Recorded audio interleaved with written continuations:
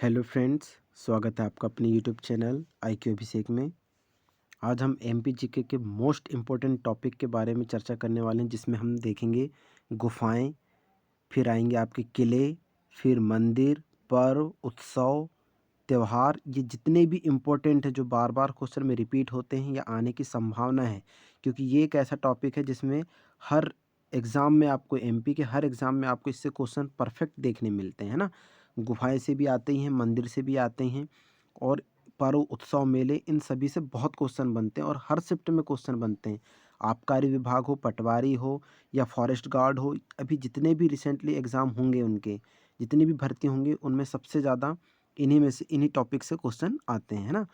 तो प्लीज़ अगर आप इस चैनल में नए होंगे तो सब्सक्राइब कर लीजिए, लाइक कर दीजिए, और जो भी कंपटीशन की प्रिपरेशन कर रहे हैं उनको भी प्लीज़ शेयर कर दीजिए।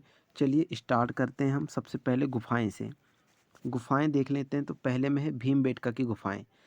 इसकी जो उत्खनन करते हैं वो वाकड़कर हैं, ठीक है। बहुत इंपॉर्टेंट है, ये MPPSC में पूछा भी जा चुका है कि भीमबेटका की जो खुदाई करवाई थी या उसके उत्खनन करता थे वो कौन थे, तो वाकड़कर थे, ठीक है। भीमबेटका जो है वो रायसेन में स्थित है। यह विश्व का सबसे बड़ा गुफा समूह है। यह गुफाएं मध्य प्रदेश की प्राचीनतम गुफाएं हैं। भीमबेटका को यूनेस्को ने विश्व धरोहर में शामिल किया है।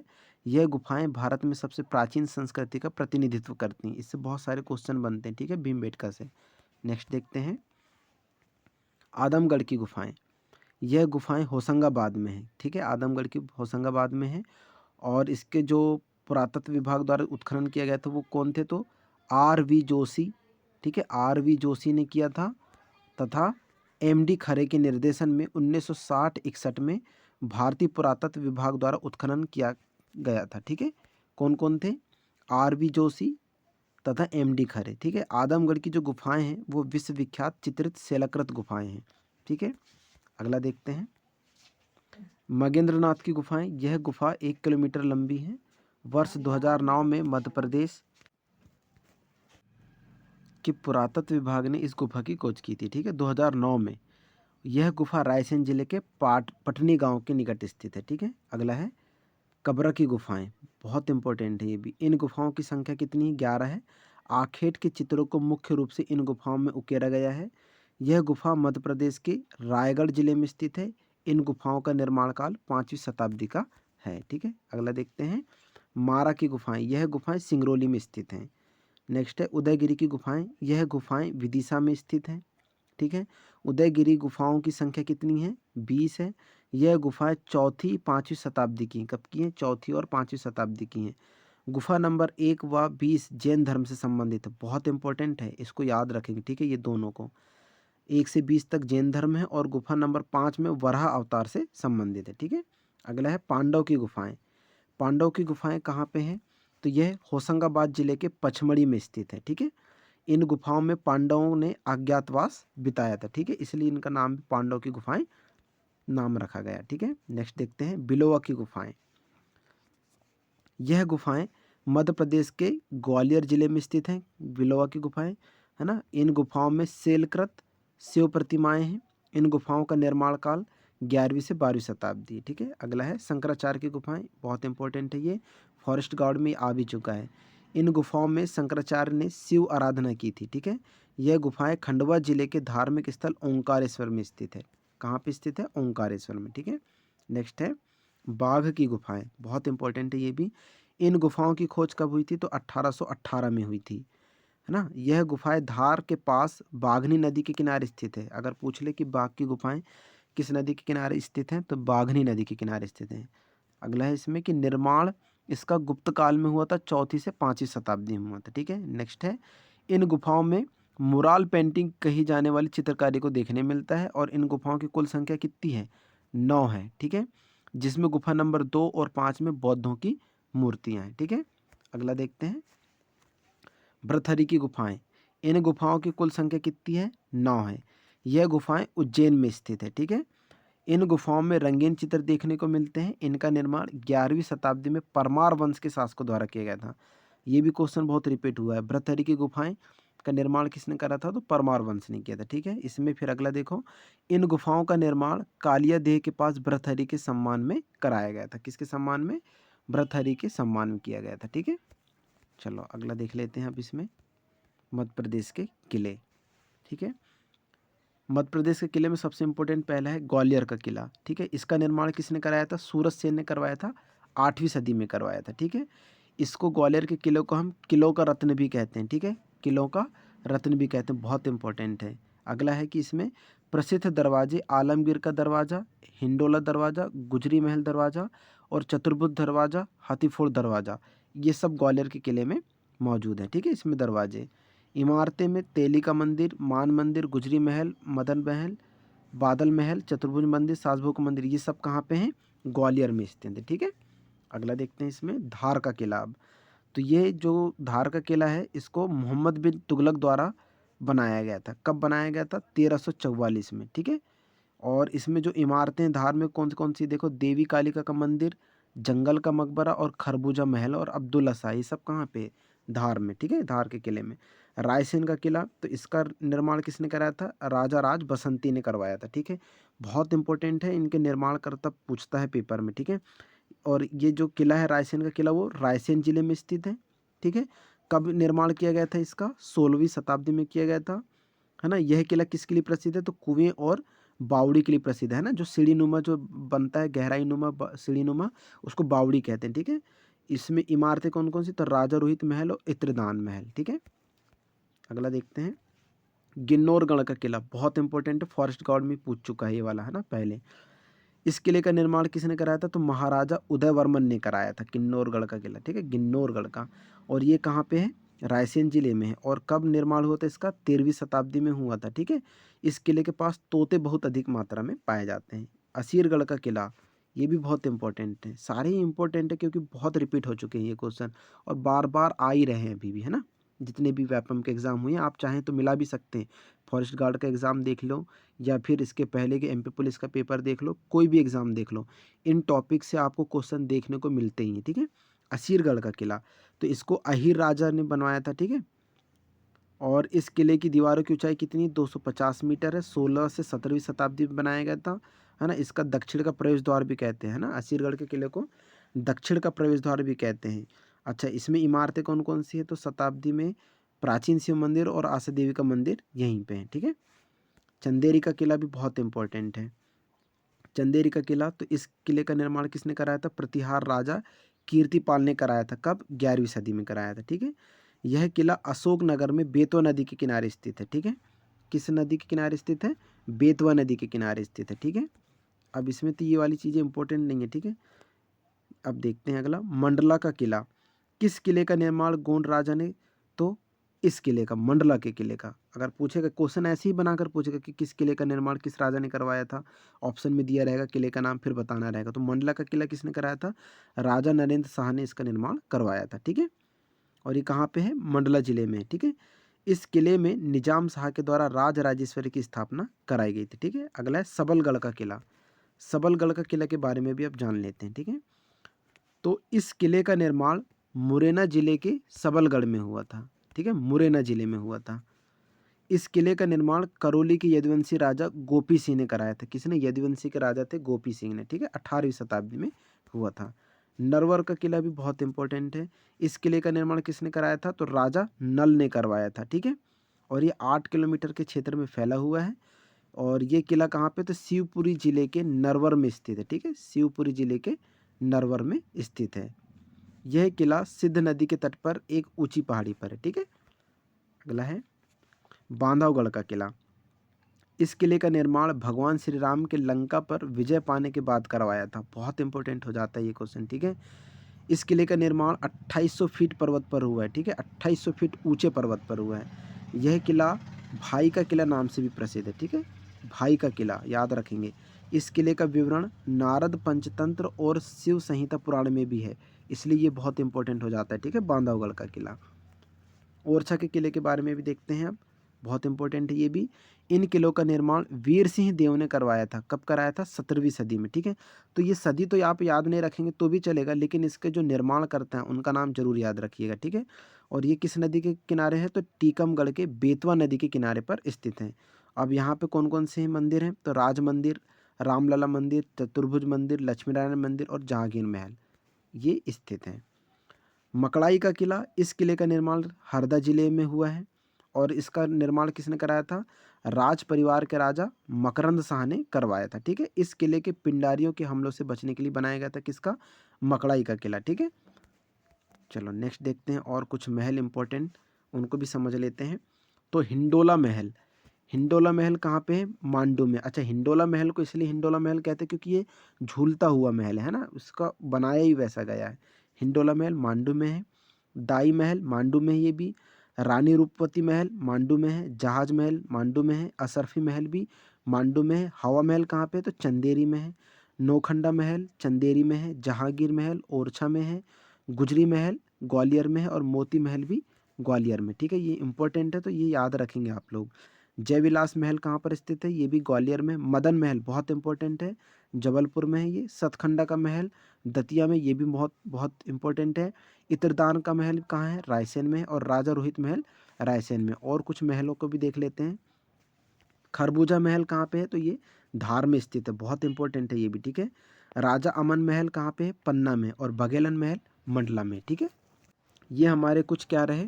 मंदिर देख लेते हैं। अब ये पूरे हमने किले देख लिए, गुफाएं देख ली, अब मंदिरों के में भी देख लेते हैं क्योंकि मंदिरों भी पटवारी में तो बहुत पूछता है मंदिरों के बारे में। ठीक है, कि कौन सा मंदिर कहाँ स्थित। जैसे पशुपतिनाथ का मंदिर कहाँ पे है? मंदसौर में है। 64 योगिनी मंदिर खजुराहो में है। कंदरिया महादेव का मंदिर भी खजुराहो में है। ठीक है, चित्रगुप्त मंदिर खजुराहो में है। मंगतेश्वर का मंदिर खजुराहो में है। वराह मंदिर भी खजुराहो में। पार्वती मंदिर खजुराहो में है। ठीक है, देवी जगदम्बा मंदिर खजुराहो में है। खंटई मंदिर खजुराहो में है। लक्ष्मण मंदिर खजुराहो में है। पार्श्वनाथ का मंदिर भी खजुराहो में है। ठीक है, महादेव का मंदिर कहाँ पे? तो सभी को पता होगा, ओंकारेश्वर में है। गोपाल मंदिर उज्जैन में है। लक्ष्मी नारायण का मंदिर भोपाल में है, अभी अपन ने पढ़े। महाकाल मंदिर उज्जैन में है। गीता भवन कहाँ पे है? तो उज्जैन में। कांच का मंदिर बहुत इंपॉर्टेंट है, ये इंदौर में है। माई का मंदिर इम्पोर्टेंट है, ये भी अमरकंटक में। मुक्तागिरी का मंदिर तो मुक्तागिरी में। और नीलकंठ का महादेव मंदिर कहाँ पे है? तो मांडू में। ठीक है, अच्छा, अब कुछ प्रमुख मस्जिद व उनकी स्थिति कहाँ पे है वो भी देख लेते हैं। तो कमाल मोला मस्जिद धार में है। लाट मस्जिद भी धार में है। दिलावर खां मस्जिद मांडू में है। मालिक मुगिस मस्जिद मांडू में है। जामा मस्जिद मांडू में है, सॉरी जामी मस्जिद है, ये इंपॉर्टेंट है ये भी। ताज ताबुक मस्जिद कहाँ पे है? तो ये भोपाल में। ठीक है, नेक्स्ट देखते हैं अब इसके उपनाम से रिलेटेड देख लेते हैं। उपनाम के नाम से भी किसे जाना जाता है, ये भी इम्पोर्टेंट है हमारे लिए। उसके बाद हम यहाँ पे मेला स्टार्ट करेंगे। ठीक है, पर्व त्यौहार और जो मेले हैं उनको पढ़ेंगे। तो उसके लिए पहले उपनाम पढ़ लेते हैं क्योंकि पुलिस के एग्जाम में कांस्टेबल में ये पूछा भी जा चुका है। ठीक है, उपनाम से रिलेटेड। मेघनिज नगरी किसको कहते हैं? बालाघाट को कहते हैं। चूना नगरी बालाघाट। संगीत की नगरी मैहर, इंपॉर्टेंट है, मैहर बहुत पूछता है। तानसेन की नगरी क्या है? तो ग्वालियर है। ठीक है, महाकाल की नगरी क्या है? उज्जैन है। मध्य प्रदेश का मुंबई किसको कहते हैं? इंदौर को कहते हैं। मध्य प्रदेश का लखनऊ किसे कहते हैं? सिवनी जिले को कहते हैं। मध्य प्रदेश की संस्काराधानी जबलपुर है। ठीक है, संस्कार की राजधानी बोल सकते हैं इसको। ठीक है, मंदिर मूर्तियों का नगर कौन सा है? तो उज्जैन है। पर्यटकों का नगर पचमढ़ी है। ठीक है, बौद्ध जगत की पवित्र नगरी किसको कहते हैं? सांची को कहते हैं। झीलों का शहर सभी को पता होगा, भोपाल कहते हैं। ठीक है, पिछले बार क्वेश्चन आया था कि 5 नदियों की भूमि किसे कहते हैं? तो ये पंजाब था। ठीक है, कांस्टेबल में क्वेश्चन आ चुका है। अब इसके मेले और त्यौहार देख लेते हैं। ठीक है, मध्य प्रदेश के सबसे इंपॉर्टेंट मेले और त्यौहार के बारे में भी जान लेते हैं। ठीक है, मेलों को मध्य प्रदेश की संस्कृति और रंगीन जीवन शैली की पेनोरमा कहा जाता है। ठीक है, इन मेलों में आर्थिक, सामाजिक और सांस्कृतिक रूप का एक अद्वितीय और दुर्लभ सामंजस्य दिखाई देता है जो कहीं और कहीं नहीं दिख पाता। ठीक है, अगला देखते हैं इसमें। अगर संख्या के बारे में देखा जाए तो सबसे अधिक 227 मेले उज्जैन जिले में लगते हैं। तो एक आपको पता चल गया कि अगर क्वेश्चन बना कि एमपी के उज्जैन में सबसे ज़्यादा, मतलब एमपी में सबसे ज़्यादा मेले कहाँ लगते हैं? तो उज्जैन में लगते हैं। ठीक है, कितने? 227। और होशंगाबाद जिले में आयोजित मेलों की संख्या कितनी है? 13 है। ठीक है, अब नेक्स्ट इसका देख लेते हैं। इनमें से अधिकांश मेले मार्च, अप्रैल और मई महीनों के दौरान आयोजित होते हैं जब किसानों को खेतों में काम करना पड़ता है। जून, जुलाई, अगस्त, सितंबर महीनों में कम मेले लगते हैं क्योंकि बरसात के दौरान किसान व्यस्त रहते हैं। ठीक है, ये हमने इसकी संक्षिप्त रूप देख लिए। देखो अब सिंहस्थ का मेला, सिंहस्थ का मेला कहाँ लगता है? तो उज्जैन। ठीक है, उज्जैन का कुंभ मेला सिंहस्थ के नाम से जाना जाता है। मतलब सिंहस्थ वाला जो मेला होता है वो उज्जैन में लगता है। ठीक है, अब इसका इम्पोर्टेंट टॉपिक ये भी देख लेते हैं कि पवित्र क्षिप्रा नदी के तट पर पूरी भव्यता का प्रदर्शन करता है और ये मेला लगता है। हम इसमें सिर्फ इम्पोर्टेंट ही देखेंगे। ठीक है, तो ये पवित्र नदी क्षिप्रा के तट पर लगता है, ये भी पता चल गया अब हमको। ठीक है, अगला देख लेते हैं इसमें कि सिंहस्थ का जो आयोजन स्थल होने के साथ उज्जैन के प्राचीन शहर को भारत के 12 ज्योतिर्लिंगों में से एक होने का सम्मान भी प्राप्त है। तो आपको ये भी पता चल गया कि ज्योतिर्लिंग वाला क्षेत्र कौन सा हो गया, हमारा उज्जैन हो गया। ठीक है, अगला देखते हैं रामलीला का मेला। ये कहाँ पे है, तो ग्वालियर जिले की भंडेर तहसील में इस मेले का आयोजन किया जाता है। यह मेला 100 से अधिक साल पुराना है। ठीक है, जो जनवरी फरवरी महीने में लगता है। ठीक है, अगला है हीरा भूमिया का मेला।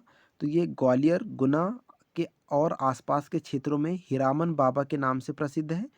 माना जाता है कि हीरामन बाबा के आशीर्वाद से महिलाओं का बांझपन दूर होता है। पिछले कुछ शतकों से हर वर्ष इस पूरे क्षेत्र में अगस्त और सितंबर के महीनों में हीरा भूमिया का मेला लगता है। ठीक है, अगला देखते हैं इसमें मेले का पीर बुधान का मेला। तो ये कहाँ पे है, शिवपुरी जिले के सनवारा में मुस्लिम संत पीर बुधान के कब्र के पास आयोजित किया जाता है। ठीक है, अगस्त सितंबर महीने में इसका आयोजन होता है। नेक्स्ट देखते हैं नागा जी का मेला। तो अकबर के समय के संत नागा जी की स्मृति में नवंबर दिसंबर के दौरान इसका आयोजन किया जाता है। ठीक है, यह मेला मुरैना जिले के पोरसा गांव में तकरीबन 1 महीने के लिए लगता है। ठीक है, मुरैना जिले के पोरसा गांव में लगता है। ठीक है, अगला देखते हैं तेताजी का मेला। तो ये कहाँ लगता है, गुना जिले के भाबावड़ गांव में तेताजी का मेला लगता है। ठीक है, अगला है हम सिर्फ इम्पोर्टेंट को देख लेंगे, है ना, जो पूछ सकता है। जागेश्वरी देवी का मेला कहाँ लगता है, तो ये भी देख लेते हैं। तो गुना जिले के चंदेरी में इस मेले का आयोजन किया जाता है। ठीक है, अच्छा ये कितने दिन तक के लिए चलता है, तो उन्होंने 15 दिन के बाद एक जगह पर आने के लिए कहा, लेकिन राजा तीसरे दिन वहां आ गए। उस समय देवी केवल सिर ही दिखाई दिया, राजा का कुष्ठ ठीक हो गया और उसी दिन से ये मेले का शुरुआत हुई। तो इस मेले की शुरुआत कैसे हुई, तो पूछ सकता है कि इस मेले का किस्सा बताया जाता है जिसके अनुसार चंदेरी के शासक जागेश्वरी देवी के भक्त थे, उन्हें कुष्ठ रोग था। ठीक है, जब यहाँ पे वो आए तब उनका कुष्ठ रोग ठीक हो गया, तब से ही इस मेले की शुरुआत हुई। ठीक है, अगला है अमरकंटक का शिवरात्रि का मेला। तो ये कहाँ लगता है, तो रीवा जिले के महामृत्युंजय मंदिर में बसंत पंचमी और शिवरात्रि के दिन यह मेला लगता है। ठीक है, अगला है चंडी देवी का मेला। तो ये कहाँ पे है, सीधी जिले के घोघरा गांव में चंडी देवी का मंदिर है, जिन्हें देवी पार्वती का अवतार माना जाता है। और ये कब लगता है, तो मार्च और अप्रैल में लगता है। ठीक है, शहाबुद्दीन औलिया बर्ब बाबा का उर्स। तो मंदसौर जिले के नीमच में फरवरी माह में यह उर्स मनाया जाता है और 4 दिनों तक चलता है। ये बाबा शहाबुद्दीन की मजार है। ठीक है, अगला है महामृत्युंजय का मेला। तो पश्चिमी निमर के पिपलिया खुर्द में 1 महीना तक यह मेला लगता है। तो कहाँ पे लगता है, ये पिपलिया खुर्द में। ठीक है, अगला देखते हैं सिंगा जी का मेला, बहुत इंपॉर्टेंट है ये। ठीक है, सिंगा जी का मेला। तो सिंगा जी एक गूढ़ आदमी थे और उन्हें देवता माना जाता है। तो पश्चिमी निमार के पिपलिया गांव के अगस्त सितंबर में यह मेला लगता है। ठीक है, धामोनी उर्स। सागर जिले के धामोनी नामक स्थान पर मस्तान शाह वली की मजार पर अप्रैल महीने में यह उर्स लगता है। ठीक है, अगला है बरमान का मेला। नरसिंहपुर जिले के गादरवारा में मकर संक्रांति से 13 दिवसीय मेले की शुरुआत होती है। ठीक है, तो ये कौन सा है, बरमान का मेला। मठ घोगरा का मेला। तो शिवरात्रि के अवसर पर सिवनी जिले के बोरीनाथ 15 दिनों में अच्छा ये 15 दिनों के लिए आयोजित किया जाता है। कहाँ पे, तो ये भैरवनाथन में। ठीक है, 15 दिन के लिए आयोजित किया जाता है। एक प्राकृतिक झील और गुफा इस स्थान की सुंदरता को बढ़ाते हैं। ठीक है, अगला है आलमी तबलीगी का इज्तिमा। तो ये कहाँ पे लगता है, ये भी देख लेते हैं। तो ये मंडली को भोपाल में सबसे महत्वपूर्ण धार्मिक अवसर के रूप में मनाया जाता है। ठीक है, इज्तिमा हर साल आयोजित किया जाता है और इसके साथ एक मेला भी लगता है। ठीक है, अच्छा इसको भी समझ लेते हैं, इम्पोर्टेंट है। रूस, Kazakhstan France, Indonesia, Malaysia, Zambia, दक्षिण अफ्रीका, इन सभी देश की जमाती 3 दिनों के शिविर के लिए यहाँ आते हैं ये सभी, और अच्छे मूल्यों का पालन करते हुए ईमानदार जीवन जीने की इस्लामी विद्वानों का पवित्र उपदेश सुनते हैं। ठीक है, तो ये किस में होता है? आलमी तब्दीलगी इज्तिमा में। ठीक है, खजुराहों का नृत्य महोत्सव बहुत ज़्यादा इम्पोर्टेंट है ये। अपने पुरातात्विक और ऐतिहासिक महत्व के कारण यूनेस्को द्वारा विश्व धरोहर के रूप में नामित मध्य प्रदेश के प्रसिद्ध खजुराहो मंदिर में प्रतिवर्ष फरवरी मार्च के महीने में शास्त्रीय नृत्य के समृद्ध सांस्कृतिक रूप को देखने के लिए भारत और विदेशों से भीड़ उमड़ती है। तो ये समझ में आ गया कहाँ लगता है? तो फरवरी मार्च के महीनों में लगता है, खजुराहो में लगता है। ठीक है, अगला देखते हैं। अच्छा, खजुराहो मंदिर का निर्माण किसने करवाया था? तो चंदेल शासकों ने करवाया था, ये भी याद रखेंगे, है ना। अब ये देख लेते हैं लोकरंग समारोह। तो भोपाल में हर साल 26 जनवरी अर्थात गणतंत्र दिवस के 5 दिनों तक चलने वाला लोकरंग समारोह शुरू होता है। यह मध्य प्रदेश की आदिवासी लोक कला अकादमी द्वारा आयोजित एक सांस्कृतिक प्रदर्शनी है, बहुत इंपॉर्टेंट है ना। लोकरंग लोकरंग समारोह, ठीक है, पूरे देश भर से लोक संस्कृति और जनजातीय संस्कृति के प्रदर्शन और रचनात्मक पहलुओं को सामने लाने का यह एक प्रयास है। विदेशों की प्रस्तुतियाँ और प्रदर्शनियाँ भी इस समारोह का एक बड़ा आकर्षण है। तो जो लोकरंग समारोह होता है ये एक इंटरनेशनल लेवल पर होता है और ये कहाँ पे आयोजित होता है? भोपाल में होता है। ठीक है, अब हम कुछ प्रमुख मेले देख लेते हैं। उल्दन का मेला सागर जिले के ग्राम उल्दान में लगता है। बनेनी घाट मेला सागर जिले में बीना नदी के तट पर लगता है। सनोधा मेला सागर में लगता है। भापेल का मेला सागर में। देवरी का मेला भी सागर में। महू साहनिया का मेला छतरपुर जिले के महू साहनिया गाँव में लगता है। ठीक है, चरण पादुका का मेला छतरपुर में लगता है, इस मेले को शहीद मेला भी कहते हैं। जटाशंकर का मेला छतरपुर के जटाशंकर तीर्थ स्थल पर लगता है। आबार माता का मेला छतरपुर जिले में लगता है। जल विहार मेला छतरपुर में लगता है। नांद चांद का मेला पन्ना जिले के ग्राम बगवार में भरता है। कुआं ताल का मेला पन्ना जिले के कुआं ताल में नवरात्रि में आयोजित होता है। काली देवी का मेला पन्ना में भरता है। ठीक है, जनकपुर का मेला पन्ना जिले में भरता है। प्राणनाथ का शरद समैया मेला पन्ना के प्राणनाथ मंदिर परिसर में भरता है। अगला देखते हैं।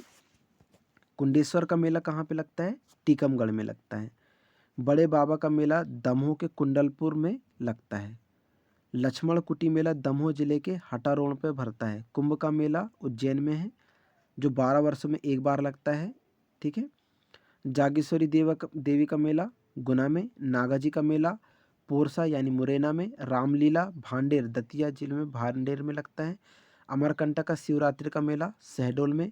काना बाबा का मेला सोदालपुर होशंगाबाद में लगता है। ठीक है, नेक्स्ट देखते हैं इसमें अब।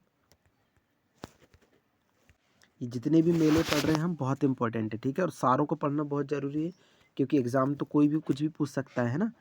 कालका मंदिर का मेला कहाँ पे लगता है? धार में लगता है। मंदाता का मेला खंडवा में लगता है। मान मधुरा का मेला सिवनी में है। गरीबनाथ का मेला कोणिया गांव शाजापुर में लगता है। कालूजी महाराज का मेला पिपलिया खुर्द में है। चांदी देवी का मेला सीधी में। रामजी बाबा का मेला होशंगाबाद में लगता है। शिवरात्रि मेला पचमढ़ी में लगता है। अगला देखते हैं। सिंगा जी का मेला खरगोन में लगता है। हीरा भूमिया का मेला पहाड़गढ़ गुना ग्वालियर में लगता है।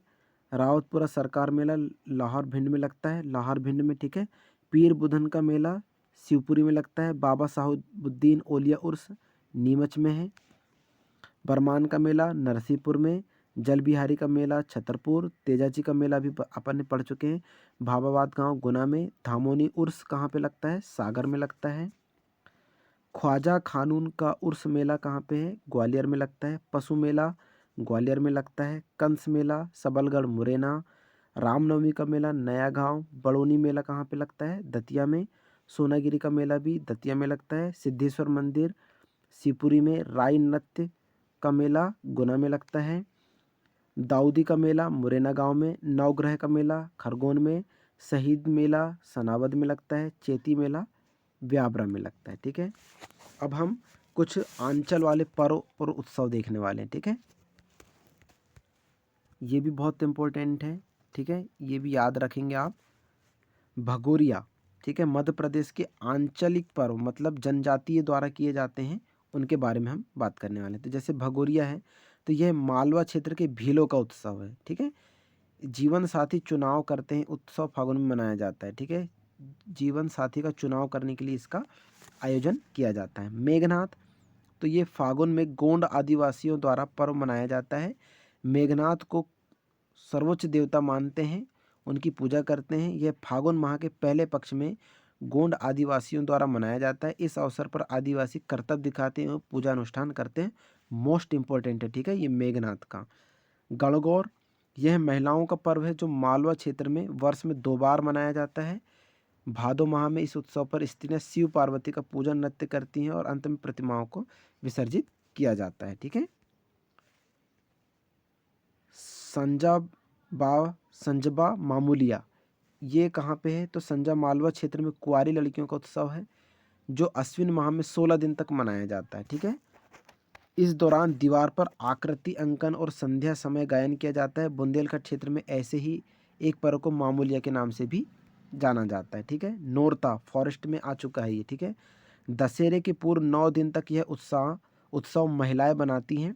इस दौरान माँ दुर्गा की पूजा होती है और गरबा का भी आयोजन होता है। दशहरा दशहरा तो सभी को पता होगा, ये मध्य प्रदेश का एक प्रमुख त्यौहार है जो राम जी की विजय के प्रतीक के रूप में मनाया जाता है ना, जेठ माह में मनाया जाता है, ठीक है। इनमें श्री राम जी की पूजा की जाती है ना, सभी को पता होगा। घर घर जाकर गले मिलते हैं क्योंकि वो त्यौहार ही है। बुंदेलखंड क्षेत्र में इस दिन लोग एक दूसरे घर घर जाकर गले मिलते हैं और एक दूसरे को पान खिलाते हैं, तो ये भी याद रखेंगे, ठीक है। गंगा दशमी, सरगुजा क्षेत्र में यह उत्सव गंगा के पृथ्वी पर अवतरण की स्मृति में मनाया जाता है, ठीक है। जो जेठ महादशमी को होता है, इस पर्व में पति पत्नी मिलकर पूजन करते हैं। यह पर्व धर्म सीधा संबंध नहीं रखता। लोग इस दिन अपनी पत्नी के साथ नदी किनारे खाते पीते नाचते गाते हैं और तरह तरह के खेल खेलते हैं, ठीक है। मंडई, जनवरी से अप्रैल के बीच दक्षिणी मध्य प्रदेश के अन्य क्षेत्र में जहाँ गोंड और उनकी उपजाति रहती है, मंडई का आयोजन किया जाता है, ठीक है। 10 से 12 दिन चलता है ये, और इस दौरान देवी के समक्ष बकरी की बलि दी जाती है। उसी दौरान आदिवासी अपने उनका देव भक्त के प्रति भक्ति का प्रश्न करते हैं। पढ़ाई के दिनों में रात्रि का नृत्य किया जाता है, ठीक है। हरेली इंपॉर्टेंट है, ये भी हरेली है ना। हरेली के बारे में समझते हैं हम। मुख्य रूप से किसानों का पर्व है, ठीक है। हरेली मुख्य रूप से किसानों का पर्व है। सभी कृषि एवं लौह उपकरणों की पूजा की जाती है इसमें, हरेली में, ठीक है। और ये मंडला जिले में श्रवण पूर्णिमा एवं मालव में आषाढ़ माह में मनाया जाता है। मालव में इसे क्या कहा जाता है? हरे गोधा कहते हैं, ठीक है। गोवर्धन पूजा, ये सभी को पता होगा। कार्तिक माह में दीपावली के दूसरे दिन गोवर्धन पूजा की जाती है ना। और भील आदिवासी पशु के सामने अवदान गीत होड़ गाते हैं। पशुपालक अहीर इस दिन खेर देव की पूजा करते हैं। चंद्रावली नामक कथा गीत भी इस अवसर पर गाया जाता है, ठीक है। अगला देखते हैं नवात्र। नई फसल पकने पर दीपावली के बाद बनाया जाता है नवात्र। लारूकाज बहुत इंपॉर्टेंट है, बहुत बार रिपीट भी हो चुका है, ठीक है। यह गोंड आदिवासी द्वारा नारायण देव के सम्मान में मनाते हैं। इस तत्व में सुअर की बलि दी जाती है और यह पर्व धीरे धीरे अब लुप्त होता जा रहा है। इसको बनाते क्यों थे? ताकि परिवार की समृद्धि और स्वास्थ्य के लिए इस तरह का आयोजन एक निश्चित अवधि के बाद करना आवश्यक होता था, लारूकाज का, ठीक है। अगला देखते हैं रतोना। यह बेगा आदिवासी का प्रमुख त्यौहार है, ठीक है। इस पर्व का संबंध नागा बेगा से है। इस अवसर पर मधुमक्खियों की पूजा की जाती है रतोना में, ठीक है। कर्मा बहुत इंपॉर्टेंट है, कर्मा, ठीक है। हरियाली आने की खुशी में यह त्यौहार मुख्य रूप से उरांव मनाते हैं। जब धान रोपने के लिए तैयार हो जाता है तब यह उत्सव मनाया जाता है और कर्मा नृत्य किया जाता है। पूछा गया है क्वेश्चन बहुत बार, कर्मा नृत्य कहाँ किया जाता है? तो मध्य प्रदेश में। सरहुल भी इम्पोर्टेंट है। यह त्यौहार उरांव जनजाति का महत्वपूर्ण त्यौहार है, ठीक है, उरांव जनजाति का। इस अवसर पर प्रतीकात्मक रूप से सूर्यदेव और धरती माता का विवाह रचाया जाता है। मुर्गे की बलि दी जाती है। अप्रैल के आरंभ में साल वृक्ष के फल पर यह त्यौहार मनाया जाता है, ठीक है। सुवारा, बुंदेलखंड क्षेत्र में सुवारा पर्व मालवा के घड़िलिया की तरह ही है। दीवार से लगे एक चबूतरे पर एक राक्षस की प्रतिमा बनाई जाती है। राक्षस के सिर पर शिव पार्वती की प्रतिमाएं रखी जाती है। दीवार पर सूर्य और चंद्र बनाए जाते हैं। इसके बाद लड़कियां पूजा करती और गीत गाती हैं। ठीक है। भाई दूज साल में 2 बार मनाई जाती है, एक चैत माह में होली के उपरांत तथा दूसरी कार्तिक दीपावली के बाद। बहन ने भाई को कुमकुम हल्दी चावल से तिलक करती है, भाई बहनों को उनकी रक्षा का वचन देते हैं भाई दूज में। ठीक है। तो ये रहे हमारे आज के इम्पोर्टेंट टॉपिक के डिस्क्रिप्शन वाले, जिसमें हमने पर्व, मेले, किले, गुफाएं, इन सभी के बारे में जाना। आई होप आप लोगों को ये वीडियो बहुत पसंद आया होगा। तो प्लीज़ सब्सक्राइब करें, लाइक करें एंड शेयर करें, और कॉपी पर नोट करते हुए चलिएगा ताकि आपको कोई फिर रिवीजन करने में कोई दिक्कत ना हो। मिलते नेक्स्ट वीडियो में, तब तक के लिए थैंक यू सो मच, धन्यवाद।